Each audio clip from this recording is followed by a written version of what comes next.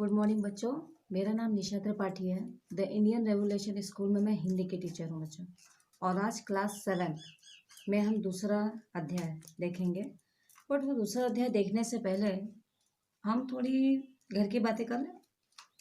हाँ, घर की बातों में यूँ है, जैसे बच्चों घर पर सभी बड़े होते हैं, जैसे दादी दादा, मम्मी पापा, चाचा चाची, ये सभी क्या है, बड़े होते हैं। और इन सभी बड़ों का हमारे जीवन में बहुत बड़ा महत्व होता है। महत्व इसलिए कह रही हूँ बच्चों कि जैसे महत्व में ये होता है कि हम इन्हीं से छोटी छोटी चीज़ें सीखते हैं। जैसे हमें घर में हम होते हैं तो घर में कई छोटी छोटी गलतियों के लिए हमें हमेशा डांट खानी पड़ती है। हमेशा पापा की डांट खानी पड़ती है, कभी कभी मम्मी की भी डांट खानी पड़ती है। लेकिन सारी डांट में हमें बचाता कौन है? हाँ, सही बात है। हमें डांट से बचाने वाले होते हैं हमारे दादी और बाबा। अब ये दादी और बाबा का मैं क्यों कह रही हूँ, दादी खास तौर पे, दादी इसलिए कि कुछ भी किया तो चुपचाप जाके दादी के पीछे छुप गए। अब दादी के पीछे दादी से कौन बोलने वाला है? तो दादी से तो बच जाते हैं हम, और दादी से हमें कोई हटा भी नहीं सकता और ना ही कोई डांट सकता है। तो इसी तरीके से, और ये जो घर का माहौल होता है बच्चों, इससे हम काफ़ी कुछ सीखते हैं। जैसे क्या करना चाहिए, क्या नहीं करना चाहिए, हमें किसके साथ कैसा व्यवहार करना चाहिए।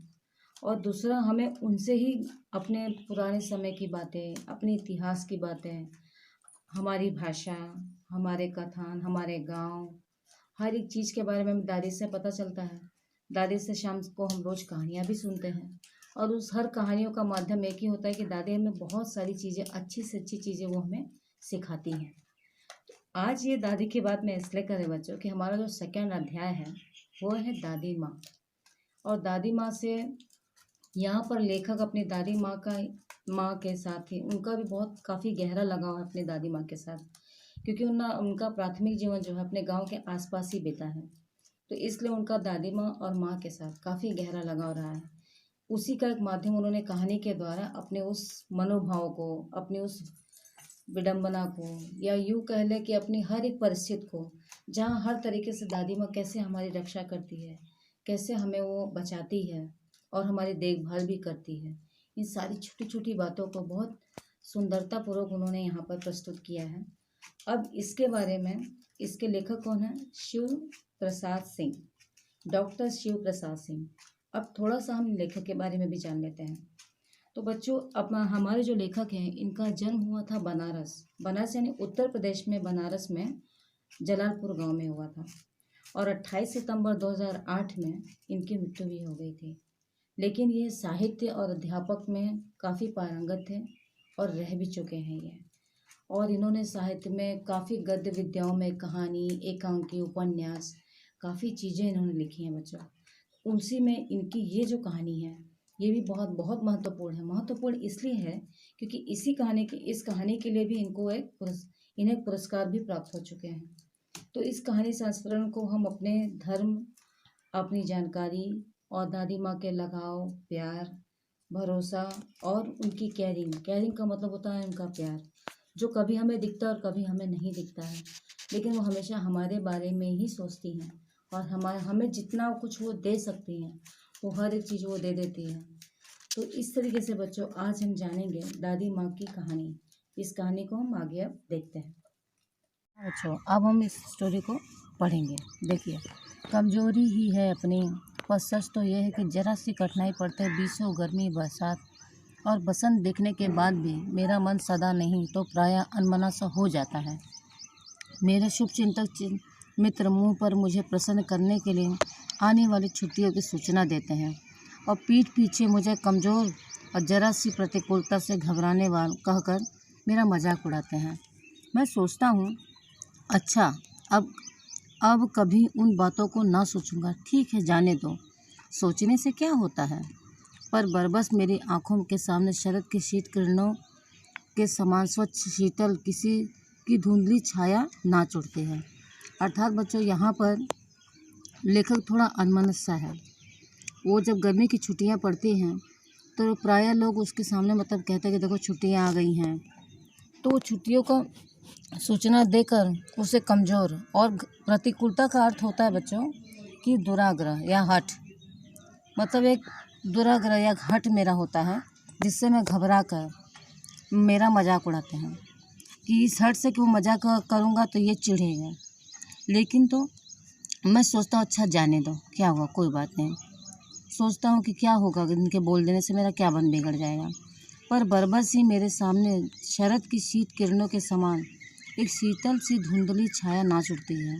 अर्थात लेखक के मन में जो बिताया हुआ वक्त, जो शीतकालीन वक्त जो उसने अपनी दादी के साथ बिताया था, उसकी एक छाया सामने से नाचने लगती है, जिससे वो पुरानी यादों में चला जाता है। अब नीचे देखते हैं। मुझे लगता है जैसे क्वार के दिन आ गए हैं। मेरे गांव के चारों ओर पानी की ही पानी हिलोरे ले रहा है। दूर के सिवान से बहकर आए हुए मोथा और साई की अधगली घासें और घेऊर और बन प्याज की जड़ें तथा नाना प्रकार की बरसाती घासों के बीज सूरज की गर्मी में खौलते हुए पानी में सड़कर विचित्र से गंध आ रहे हैं। रास्तों में कीचड़ सूख गया है और गांव के लड़के किनारों पर झार भरे जलाशयों में धमाके से कूद रहे हैं। अपने अपने मौसम की अपनी अपनी बात होती है। आषाढ़ में आम और जामुन ना मिले तो चिंता नहीं, अगन में चिवड़ा और गुड़ ना मिले तो दुख नहीं, चैत के दिनों में लाई के साथ गुड़ या गुड़ की पट्टी ना मिले तो अफसोस नहीं, पर क्वार के दिनों में इस गंधपुर झाग भरे जल में कूदना ना हो तो बड़ा बुरा मालूम होता है। अर्थात बच्चों, यहाँ पे लेखक अपने ठंडी के समय के जब वो अपने गांव में अपनी छुट्टियां मनाने गए थे, उस समय उन्होंने ये दर्शाया है कि उनके गांव में चारों ओर से पानी, जब बरसात होती है तो चारों ओर का पानी इकट्ठा हो जाता है और दूर के गांवों से बहकर मोथा और साई की अधगली घासें, जैसे जो खेतों में सड़ी हुई घास होती है, ये उसकी बात हो रही है। और घेऊर का अर्थ होता है बच्चों, गेहूँ की जो डंठियाँ नहीं होती हैं, गेहूँ की जो डंठियाँ होती हैं वो जब पानी में भीग जाती हैं तो उसे घेऊर बोला गया है। और बन प्याज यानी वही जो प्याज होती है ना, ये उसी के बारे में की जा रही है। उसकी जो जड़ें होती हैं पानी के साथ बहकर वो इसी प्रकार से नाना प्रकार की बरसाती घासों के बीज, इसी प्रकार जो और भी ज़मीन पर पाए जाने वाले घास भूस जो भी होते हैं, वो सभी सूरज की गर्मी में खौलते हुए पानी में सड़कर, यानी सूरज की गर्मी से क्या होता है, वो खौलने लगता है, बुलबुला आता है उसमें, और उसके बाद एक विचित्र से वो गंध छोड़ देता है। और रास्तों के कीचड़ क्या हैं, वो सूख गए हैं। गांव के लड़के उस किनारों पर झाग भरे जलाशय, यानी जिस पर झाग जमी हुई थी, उसी जलाशय यानी तालाबों में, उसमें धमाके से वो कूद रहे हैं। अपने अपने मौसम की बच्चों अपनी अपनी बात होती है। जैसे ठंडी की अपनी बात होती है, गर्मी की अपनी बात होती है, बारिश की अलग बात होती है। इसी प्रकार से वो हर एक चीज़ों को, हर चीज़ें मिल जाए वो ठीक है। तो ये गुड़ ना मिले या पट्टी ना मिले अफसोस नहीं, पर ठंडियों के दिनों में इस गंधपूर्वक यानी बच्चों होता है दुर्गंध, बदबू। जिस झाग भरे गंध में जल में इतनी बदबू आ रही है, उसमें कूदना तो सबसे बुरा होता है। अब किसी गंदे जल में कूदना हो तो कैसा लगेगा, अच्छा तो नहीं लगेगा ना। मैं भी हुड़क रहा था, मतलब मेरी भी इच्छा अब जाग रही थी। एक दिन ही कूदा था, नहा धोकर बीमार हो गया। हल्की बीमारी ना जाने मुझे क्यों अच्छी लगती है। थोड़ा थोड़ा ज्वर हो, सर में साधारण दर्द हो और खाने के लिए दिन भर नींबू और साबु। लेकिन इस बार मेरी चीज़ नहीं थी, ऐसी चीज़ नहीं थी। जोर जो चढ़ा था वो चढ़ता ही गया, रजाई पर रजाई, और उतरा रात के 12 बजे।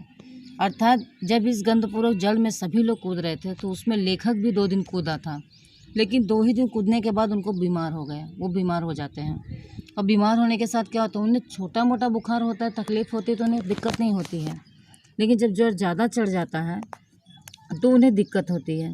तो इस नाते से क्या होता है कि उनको इसी बहाने नींबू मिलेगा, साबु होता है, जैसे ये पेय पदार्थ होता है बच्चों, जिसको पानी में मिलाकर और वो खाया जाता है। तो इस प्रकार की चीज़ें उनको मिले।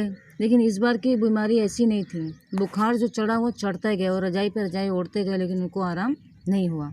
उनको आराम हुआ है रात के 12 बजे तक। दिन में तो मैं चादर लपेटे सोया था। दादी माँ आई, शायद नहा कर आई थी उसी झाग वाले जल में। पतले दुबले स्नेह सने शरीर पर सफ़ेद किनारहीन धोती, सन से सफ़ेद बालों के सिरों पर संधा टपके हुए जल की शीतलता। आते ही उन्होंने सर पैर छुए, आंचल की गांठ खोल किसी अदृश्य शक्ति धारी के चबूतरे की मिट्टी मुंह में डाली, माथे पे लगाई। दिन रात चारपाई के पास बैठी रहती। कभी पंखा झलती तो कभी जलते हुए हाथ पैर कपड़े से सहलाती। सर पर दालचीनी का लेप करती और 20 बार छू छू कर ज्वर का अनुमान करती। अर्थात दिन में लेखक ने चादर लपेटे ही वो सोया हुआ था। जब दादी नहा कर आई तो दादी भी उसी जलाशय में नहा के आई थी, झाग वाले में। और दादी दुबली पतली थी, लेकिन स्नेह से सने, यानी स्नेह युक्त, कि जैसे हमें जब कोई प्यार करता है या हमारी केयर करता है तो स्नेह युक्त, तो वो उस नज़र को हम तुरंत पहचान जाते हैं। स्नेह से सनी हुई तो शरीर पर सफ़ेद किनारेदान, मतलब सफ़ेद पर उन्होंने एक सफ़ेद धोती हुई जैसी पहनी जिसका किनारा बना हुआ है। और सन से सफ़ेद बालों, उनके बाल क्या है, एकदम सफ़ेद नहीं होते, सफ़ेद बाल जो चमकते हुए रहते हैं, जैसे लगता है कि सन यानी रुई होता है बच्चा। तो सिरों से संध्या टपकते हुए शीतल जल, मतलब जिस जलाशय में नहा के आए थे उसकी जो टपक है उनके बालों को छूते हुए वो टपक रही थी।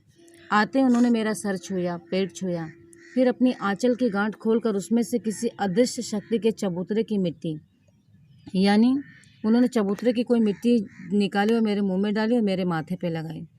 दिन रात वो मेरे चारपाई के पास से बैठी रहती। कभी पंखा झलती तो कभी जलते हुए हाथ पैर मेरे कपड़े से सहलाते रहती। सर पर दालचीनी का लेप करती। 20 बार छू छू कर ये अनुमान करती रहती कि मेरे बच्चे का ज्वर कम हुआ है या नहीं हुआ है, हांडी में पानी आया कि नहीं, उसे पीपल की छाल से छौंका कि नहीं, खिचड़ी में मूंग की दाल एकदम मिल तो गई है, कोई बीमार के घर में सीधे बाहर से आके तो नहीं चला गया। आदि लाखों प्रश्न पूछ पूछ कर घर वालों को परेशान कर देती। हांडी का अर्थ होता है बच्चों मिट्टी का घड़ा। मिट्टी के घड़े में ही पानी आया है कि नहीं, जिससे मिट्टी के घड़े में पानी क्यों आ जाता है, उससे मिट्टी का घड़ा जो पानी होता है वो बहुत ठंडा हो जाता है। उसे पीपल की छाल से छौंका है कि नहीं, मतलब पीपल की छाल से उसको ढका है कि नहीं। ढकने का अर्थ ये होता है कि पानी स्वच्छ रहे, साफ रहे।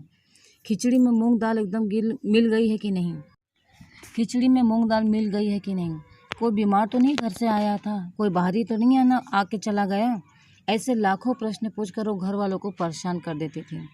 लेकिन इन सारी बातों में माँ दादी का जो स्नेह था वो हमें एकदम स्पष्ट दिखाई देता है बच्चों, कि जिसमें दादी कोई भी ऐसा मौका गंवाना नहीं चाहते कि जिससे मुझे तकलीफ़ हो या मुझे कोई समस्या आए या मुझे बीमारी मेरी बढ़ जाए। दादी माँ को गवई गांव के 50 किस्म की दवाओं के नाम याद थे। गांव में कोई बीमार होता उसके पास पहुँचती और बस वही काम करना चालू कर देती, हाथ छूना, माथा छूना, पेट छूना। फिर भूत से लेकर मलेरिया, सरसान, निमोनिया तक का अनुमान विश्वास के साथ सुनाती। महामारी और विषुचिका के दिनों में रोज़ सवेरे उठकर स्नान के बाद लवंग और गुड़ मिश्रित जलधार, गूगल और धूप, सफाई में कोई उनसे सीख ले। दवा में देरी होती तो मिश्र शहद खत्म हो जाता, चादर का गिलाफ नहीं बदले जाते तो वे पागल से हो जाते। अर्थात यहाँ पर यह दर्शाया जा रहा है बच्चों कि दादी माँ को गांव के कम से कम 50 दवाओं के नाम याद थे, जड़ी बूटियों के नाम याद थे, जिससे गांव में अगर कोई बीमार होता ना तो वो उनके पास पहुँच जाती और उनका भी काम वही करना चालू होता, उसका हाथ छूना, पेट छूना, माथा छूना कि वो कैसा है। फिर आने वाले भूत बाधाएं, जैसे नहीं होता है कि किसी की नज़र लग गई है या कोई भूत चढ़ा है, उससे लेके मलेरिया या सरसाम का मतलब भी बच्चों वही होता है कि सन्निपात, जैसे ज्वर की जो अवस्था होती है वो कैसी अवस्था है उसको भी वो छू कर जान जाती थी। निमोनिया तक का अनुमान से उसके विश्वास के साथ वो उसको सुना देते थे कि इसकी ये दवा है। अब महामारी जैसे होता है कि जैसे कोई भयंकर बीमारी हो जो सबको होने लगे, महामारी, जैसे इस वक्त हम महामारी देख रहे हैं ना, कोरोना वायरस को, जिसका भी बच्चों को इलाज नहीं, लेकिन ये चारों तरफ फैलती तो जा रही है ना, तो है तो महामारी का ही रोग। और विषुनिचिका का अर्थ बच्चों ये होता है कि पत्र विशाचिका यानी भूत बाधा, जो दिनों में रोज़ सवेरे उठकर अगर स्नान या गुड़ मिश्री आदि के जलधार से उसको चढ़ाया जाए, धूप बत्ती की जाए, सफाई अगर कोई सीखे तो वो दादी माँ से सीखे। दवा में देर होती या मिश्री या शहद ख़त्म हो जाता, या चादर चेंज की है कि नहीं, तकियों का कवर चेंज किया है कि नहीं, अगर ये ना हो तो वो सबको घर में पागल बना देते थे।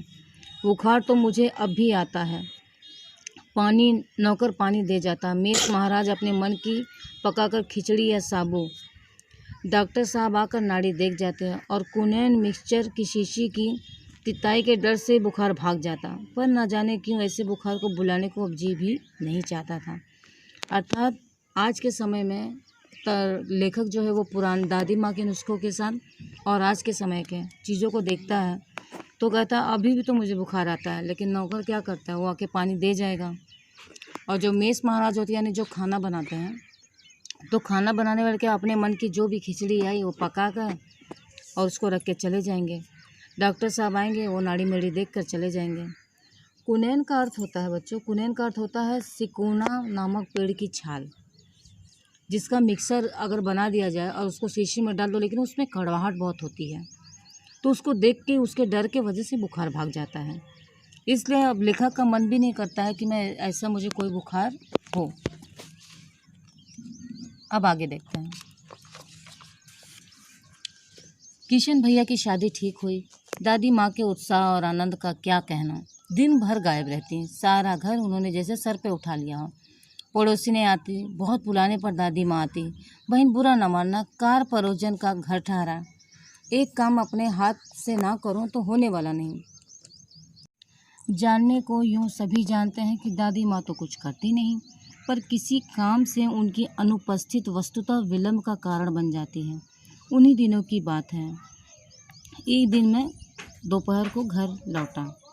अब यहाँ पे बच्चों ये दर्शाया जा रहा है कि किशन भैया की शादी तय हुई थी, जिसे दादी माँ बहुत खुश थी और बहुत आनंद में थी, और दिन भर वो गायब रहती थी।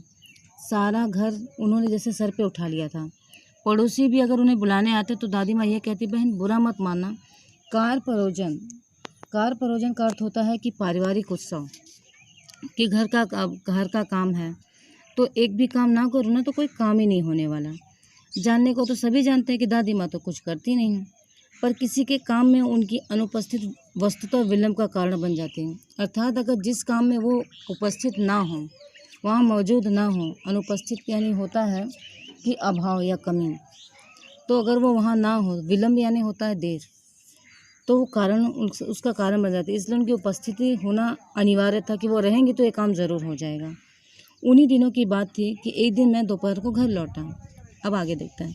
बाहरी निकसार में दादी माँ किसी पर बिगड़ रही थीं। देखा पास के कोने में दुबकी रामी की चाची खड़ी हैं। सो ना होगा धन्नो, रुपये मैं सूद के आज दे दे, मेरी आंख में तो शर्म है ही नहीं। मांगने के समय कैसे आई थी, पैर पर नाक रगड़ती फिरी, किसी ने एक पाई ना दी, अब लगी है आजकल करने, फसल में दूंगी, अब क्या तेरे खातिर दूसरी फसल कटेगी। अर्थात यहाँ पे दादी किसी को डांट रही थी। मैंने बरामदे से देखा, निकसार यानी बच्चा होता है कि बरामदा, तो वो किसी को डांट रही थी। मैंने देखा तो वो रामी चाची थी, तो उनसे वो कह रही थी कि सो ना होगा धन्नो, यानी ये अब नहीं हो पाएगा। रुपये मैं सूद के साथ दे दो, यानी सूद के साथ, ब्याज के साथ पैसे मुझे वापस कर दो। तेरी आंखों में तो शर्म है नहीं, अर्थात तुम्हें तो शर्म है नहीं, बट मुझे मांगने के समय कैसे आई थी, पैरों पर नाक रगड़ती फिर रही थी। कोई तुझे पैसे दे रहा था? नहीं दे रहा था, लेकिन अब मैं जब मांग रही हूँ तो आजकल जब फसल कटेगी तब दूंगी। अब क्या तुम्हारे लिए दूसरी फसल कटेगी तब पैसे दोगी? दूंगी मालकिन। रामी की चाची रोती हुई दोनों हाथों से आंचल पकड़े दादी माँ के पैरों की ओर झुकी। बिटिया की शादी है, आप ना दया करेंगी तो इस बेचारी का निस्तार कैसे होगा। हट हट, अभी नहा के आ रही हूँ। दादी माँ पीछे हट गईं। जाने दो दादी, मैंने इस अप्रिय प्रसंग को हटाने की गरज से कहा, बेचारी गरीब है, दे देगी कभी। चला है समझाने। अर्थात रामी चाची ने कहा, दूंगी मालकिन। रामी की चाची रोती हुई दोनों हाथों से हाथ जोड़कर दादी माँ के पैरों में झुक गई कि बेटी की शादी थी, अब आप नहीं दया करेंगे तो मुझ बेचारे का निस्तार। ऐसा होता है बच्चों कि निस्तार का अर्थ होता है छुटकारा। निस्तार यानी निस्तार का मतलब वही होता है कि छुटकारा। मतलब अगर आप दया नहीं करेंगे तो मेरा पार घाट में कैसे हटूँगी। निस्तार यानी पार घाट लगना या निवाकरण होना उसका। तो उस पर दादी माँ ने झटक दिया उसको कि हट हट, मैं नहा के आ रही हूँ, और दादी माँ पीछे हट जाती हैं। जाने दो दादी। तब मैं, लेखक स्वयं आता है समझाने के लिए कि जाने दो दादी, ये मैंने इसलिए कहा था कि कोई और बात आगे ना बढ़ जाए, जिससे बेचारी गरीब है, दे देगी कभी। तो उस पर दादी ने मुझे झल्ला के कहा, चला है समझाने। मैं चुपके से आंगन की ओर चला गया। कई दिन बीत गए, मैं इस प्रसंग को एकदम भूल सा गया। एक दिन रास्ते में रामी की चाची मिली। वह दादी को पूतों फलों दूधों नाहों का आशीर्वाद दे रही थी। मैंने पूछा, क्या बात है धन्नो चाची? तो उसने रियल होकर कहा, उरीन हो गई बेटा, भगवान भला करे हमारी मालकिन का। कल ही आई थी, पीछे का सभी रुपया छोड़ दिया, ऊपर से 10 रुपये का नोट देकर बोली, देखना धन्नो, जैसे तेरी बेटी वैसे मेरी। 10-5 के लिए हंसाई ना हो, देवता है देवता। फिर जो प्रसंग चला था जिसमें दादी माँ ने उन्हें डांटा था, अब वो कुछ समय निकल चुका था। तो कुछ समय के बाद मैं भूल गया। एक दिन रास्ते में मुझे रामी चाची मिली, तो वो दादी को बड़ा आशीर्वाद दे रहे थे कि दादी दूधो नहाए पोतो फले। तो मैंने पूछा, क्या बात है चाची? तो उन्होंने बहुत दुखी स्वर में कहा कि उरीन यानी अर्थात होता है बच्चों कि मेरा भला हो गया या मुझे मुक्ति मिल गई बेटा, भगवान भला करे मेरी मालकिन का। कल ही आए थे और उन्होंने पीछे का जो बकाया रुपया था वो भी माफ़ कर दिया और ऊपर से 10 के नोट देकर बोली कि देखो धन्नो, जैसे तुम्हारी बेटी वैसे ही मेरी बेटी। तो 10-5 के लिए जग हंसाई ना हो, देवता है बेटा देवता। वह रोज़ तो बहुत डांट रही थी। मैंने पूछा, लेखक ने कहा कि उस दिन तो आपको बहुत डांट रही थी।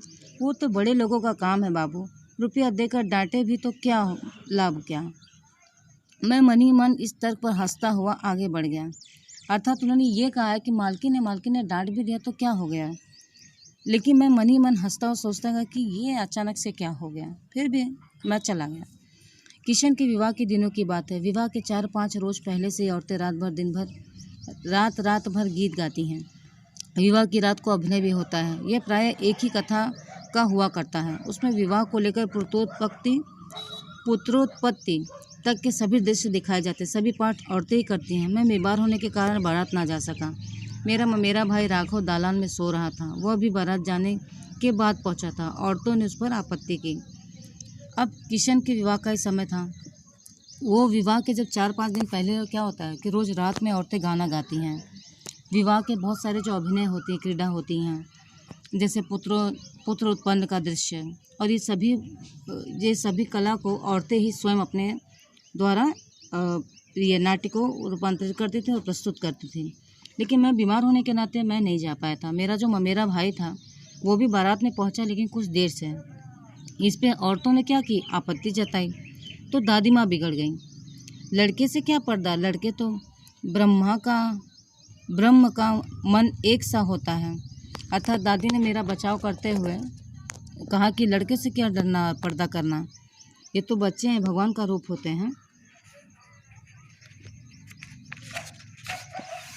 मुझे भी पास की एक चारपाई पर चादर ओढ़ाकर दादी माँ ने चुपके से सुला दिया था।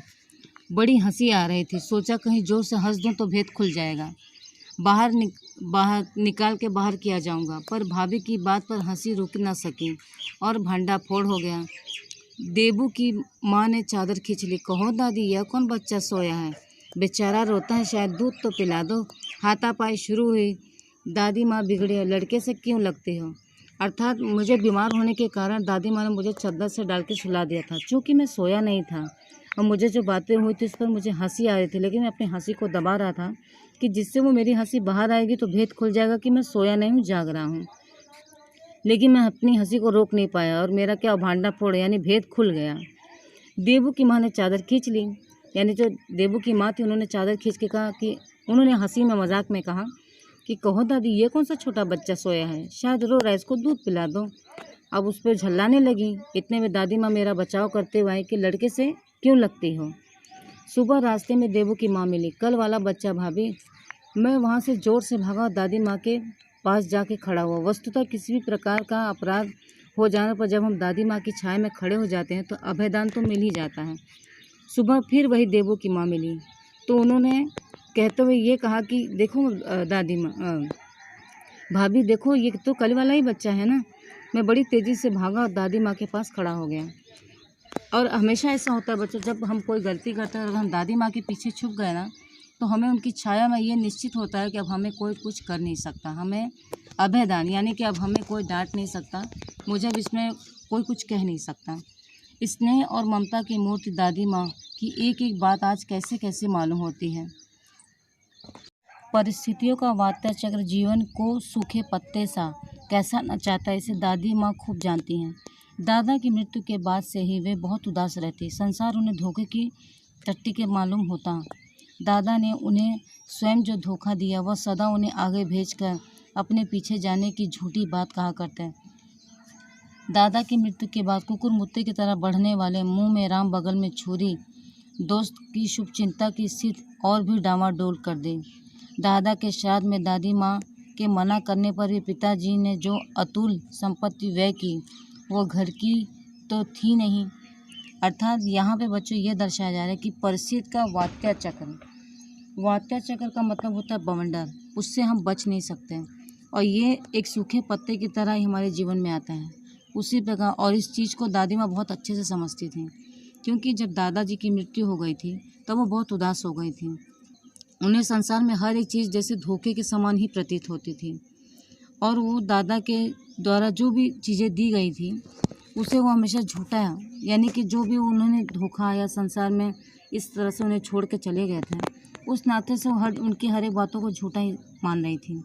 और दादा के ही मृत्यु के बाद कुकुर मुत्ते की तरह, कुकुर मुत्ता बच्चा एक पौधा होता है, जैसे जब बारिश होती थी देखो सफ़ेद सफ़ेद कई जगह पे उगे रहते हैं पानी के छतरी के समान, तो उस पौधे की बातें हो रही है। जैसे वो पौधा नहीं बढ़ता है उसी प्रकार से मुंह में राम बगल में छुरी वाले दोस्त या शुभचिंतक हम कह लें कि सामने तो आपके कुछ और होंगे लेकिन पीठ पीछे आपके वो कुछ और होते हैं। और इस स्थिति से क्या होता है कि सामने वाला कहता कुछ और करता कुछ और है। इससे उनकी जो स्थिति थी वो डावाडोल का अर्थ होता है यानी उलट पलट गई थी। दादा के श्राद्ध में दादी माँ के मना करने के बावजूद पिताजी ने बहुत ज़्यादा संपत्ति व्यय कर दी थी, यानी खर्च कर दी थी, और जो कि नहीं करनी चाहिए थी। दादी माँ अक्सर उदास रहा करती। माघ के दिन थे, कड़ाके की जाड़ा पड़ रही थी, पछुआ का सन्नाटा और पाले की शीत हड्डियों में घुसी पड़ी रहती। शाम को मैंने देखा दादी माँ गीली धोती पहने कोने वाले घर में एक संदूक पर दिया जलाए हाथ जोड़कर बैठी हैं। उनकी स्नेह कातर आंखों में मैंने आंसू कभी नहीं देखे थे। बहुत देर तक मन मारे उनके पास बैठा रहा। उन्होंने आंखें खोली। दादी माँ, मैंने धीरे से कहा, क्या है रे, तू यहाँ क्यों बैठा है? दादी माँ, एक बात पूछूं, बताओगी ना? मैंने उनकी स्नेहपूर्ण आंखों की ओर देखा। अर्थात जब दादी माँ के ये सारी श्राद्ध जब आता है बच्चों, तो दादी माँ उसको बहुत उदास थी और ठंडियों का दिन था। ठंडी इतनी पड़ती थी कि जब पछुआ बहते तो पूरा शरीर एकदम हड्डियों में गड़गड़ गड़गड़ करने लगता है, जैसे कांपते नहीं हम लोग ठंडी में। तो शाम के वक्त मैंने देखा और उतनी ठंडी में शाम को दादी माँ गीली धोती पहने हुए घर के कोने वाले घर में जाकर एक संदूक में दीपक जलाया उन्होंने, और वहाँ एकदम शांत होकर उनकी आंखों में आंसू मैंने कभी नहीं देखे थे, लेकिन उस दिन वो दुखी थी और वो आंखें बंद करके बैठी हुई थी। सहसा जब मैं वहाँ पहुँचता हूँ तो मैंने धीरे से देखा, दादी ने आंखें खोले तो मैंने धीरे से कहा कि दादी। तो दादी माँ ने पूछा मुझे हंसते हुए कि क्या है, तू यहाँ क्या कर रहा है, यहाँ क्यों बैठा है? तो मैंने दादी माँ से कहा, दादी माँ मैं आपसे एक सवाल कहूँ? क्या है, पूछ। तुम रोती थी? मैंने पूछा, दादी माँ क्या आप रो रही थी? दादी माँ मुस्कुराई, पागल, तू अभी कुछ खाया नहीं, खाना भी नहीं खाया ना, चल चल धोती तो बदल लो। दादी माँ, मैंने कहा, मुझे सर्दी गर्मी नहीं लगती बेटा। वे मुझे खींचती हुई रसोई ले गई। अर्थात दादी माँ ने मेरी बातों को अनसुना करते हुए कहा कि अरे चल चल, तूने कुछ खाया नहीं ना, इसलिए चल। तो मैंने कहा, दादी माँ धोती तो बदलो, आपकी धोती बहुत भीगी हुई है। तो दादी ने हंसते हुए कहा, नहीं बेटा, मुझे सर्दी गर्मी नहीं लगती। और वो मुझे खींचते हुए क्या ले गई, रसोई में लेके चली गई। फिर सुबह मैंने देखा इस प्रकार से दादी उन्हें रसोई लेके चली जाती हैं। अब सुबह मैंने देखा चारपाई पे पिताजी बैठे थे किशन भैया के साथ, लेकिन मन मारे हुए कुछ सोच रहे थे। दूसरी तरफ चारा है क्या, वो लोग आपस में बातें कर रहे हैं। बाबू बोले, रुपया कोई देता नहीं, कितने के तो अभी पिछले ही बाकी हैं। वे रोने रोने से हो गए थे। अर्थात सर्दी की सुबह में जब मैं उठा, मैंने सुबह में देखा तो चारपाई पे पिताजी और किशन भैया कुछ सोच विचार में बैठे हुए थे और आपस में बातें कर रहे थे कि अब तो कोई रास्ता भी नहीं है। बाबू बोले, अब कोई रुपया भी नहीं देता है। जब कोई पैसा ही नहीं देगा, कितने का तो पहले के हिसाब बाकी हैं। और वो रोने रोने से हो गए। तभी दादी की आवाज़ आई, रोता क्यों है रे? बच्चों, इस शब्द में एक अपनापन और सहायता के लिए दादी माँ का प्यार भरा हाथ उस बच्चे के अपने बेटे के ऊपर पड़ता है। दादी माँ ने उसका माथा सहलाते हुए कहा, मैं तो अभी हूँ ही। उन्होंने संदूक खोलकर एक चमकती सी चीज़ निकाली। तेरे दादा ने यह कंगन मुझे इसी दिन के लिए तो पहनाया था। उनका गला भर आया। मैंने इसे पहना नहीं, इसे सहेज कर रखती आई हूँ। यह उनके वंश की निशानी है। उन्होंने आंसू पोंछ कर कहा, पुराने लोग आगा पीछे सब सोच लेते थे बेटा। अर्थात दादी माँ की छाया पड़ते ही दादी माँ ने सहलाते हुए कहा कि बेटा चिंता क्यों करता है, अभी तो मैं हूँ ना। उन्होंने संदूक खोल के एक चमकती सी चीज़ यानी सोने के जो कंगन थे वो चमक रहे थे, जो एकदम नए के नए दिख रहे थे। तेरे दादाजी ने कंगन मुझे इसी दिन के लिए तो पहना था, यानी दादा ने वो दादी को कंगन पहनने के लिए दिए थे। और गला भर आया था, उनका गला भी भर आया था क्योंकि वो दादा को बहुत याद कर रही थी। मैंने इसलिए पहना नहीं, इसे सहेज कर रखती आई हूँ। अर्थात दादी ने कहा मैंने इसे पहना नहीं, इसको खाली जतन के साथ रख लिया था। ये उनके वंश की निशानी है, ये उनके वंशज की निशानी यानी पुरानी निशानी है। उन्होंने आंसू पोंछ कर कहा, पुराने लोग आगा पीछा सब सोच लेते थे बेटा, यानी पुराने समय के लोग आने वाली परिस्थिति क्या हो सकता है और उसके लिए कैसे हमें तैयार होना है, इस हर एक चीज़ को जांच कर समझ कर तब वो लोग आगे बढ़ते थे। इसलिए आज जो सोने के कंगन उन्होंने अपने बेटे को देते हुए और ये बातें उनको समझाई। सचमुच मेरी दादी माँ शाप भ्रष्ट देवी सी लगती हैं। धुंधली छाया विलीन हो गई। मैंने देखा दिन काफ़ी चढ़ आया है। अर्थात सचमुच दादी माँ किसी शाप से ग्रसित या शापित सी देवी ही लगती हैं, जिसकी धुंधली छाया विलीन हो गई। विलीन यानी गायब हो गई, समाप्त हो गई। फिर मैंने देखा कि दिन काफ़ी चढ़ आया है। पास एक लंबे खजूर के पेड़ पर उड़कर एक कौवा अपनी घिनौनी काली पाँखें फैलाकर मेरी खिड़की पर बैठ गया। हाथ में अब भी किशन भैया का पत्र काँप रहा था। अर्थात जब मेरी आँख खुली तो खजूर का जो पेड़ था उस पर एक कौवा जो काँव काँव की रट लगाए हुआ था और अपनी एक घिनौनी ये होता है जैसे गंदी पंख फैलाकर वो मेरी खिड़की पर बैठा हुआ था। और ये चीज़ इसलिए दर्शाना है, मतलब एक काल का छाया, यानी जो चीज़ हमें सही या अच्छी नहीं लगती है, जिसके बारे में हम नहीं चाहते कि हम ये जानें, तो ऐसी छाया को इस प्रकार से दर्शाया गया है बच्चों। किशन भैया का पत्र काँप रहा था। काली चींटियों की कतारें धूमिल हो रही थीं। किशन भैया का पत्र मुझे मिल चुका था और चींटियों की कतारें जो थीं, जो काली चींटियों की कतारें चलती रहती, कभी हम उसे कहते हैं कि वो शुभ संकेत है, लेकिन अब वो क्या हो रही थी, धूमिल हो रही यानी धुंधली होती जा रही थी। आँखों पर विश्वास नहीं होता, मुझे अभी भी विश्वास नहीं हो रहा था। मन बार बार एक ही बात पूछ बैठता था और मन में बार बार यही एक ख्याल आता था और अपने आप से वो सवाल करता था, क्या सचमुच दादी माँ नहीं रही? क्या सच में मेरी दादी माँ अब इस जीवन में नहीं रही? इन चीज़ों को सोचकर मैं अनमना सा होकर व्यथित हो जाता था। और इस प्रस्तुत पूरी पंक्ति में दादी माँ के हर एक छाया, हर एक उनकी जो कला या उनकी सहानुभूति, कर्तव्य निष्ठता, अपनापन, स्नेह, किसी चीज़ की बच्चों कमी नहीं हुई है जो हमें अपने परिवार के साथ मिलती है दादी से। ठीक उसी प्रकार लेखक ने अपने पूरे अनुभव को यहाँ पर व्यक्त किया है। अब आप लोग इसे अच्छे से रीड कर लीजिएगा और एक्सरसाइज में आपको सेंड कर देती हूँ। गुड डे बच्चों।